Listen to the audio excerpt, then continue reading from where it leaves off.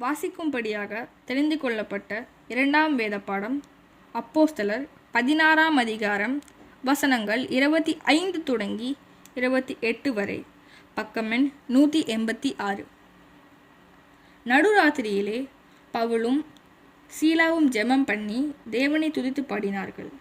காவலில் வைக்கப்பட்டவர்கள் அதை கேட்டுக்கொண்டிருந்தார்கள்.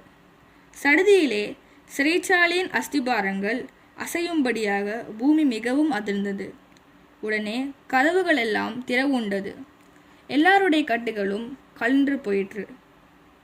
சிறைச்சாலைக்காரன் நித்திரை தெளிந்து சிறைச்சாலையின் கதவுகள் திறந்திருக்கிறதை கண்டு கட்டுண்டவர்கள் ஓடி போனார்கள் என்று எண்ணி பட்டயத்தை உருவி தன்னை கொலை செய்து கொள்ள போனான். பவுல் மிகுந்த சத்தமிட்டு, நீ உனக்கு கெடுதி ஒன்றும் செய்து கொள்ளாதே, நாங்கள் எல்லாரும் இங்கேதான் இருக்கிறோம் என்றான். வாசிக்கும்படியாக தெரிந்து கொள்ளப்பட்ட இரண்டாம் வேத பாடம் வாசிச்சாயிற்று. தேவனுக்கே மகிமை உண்டாவதாக.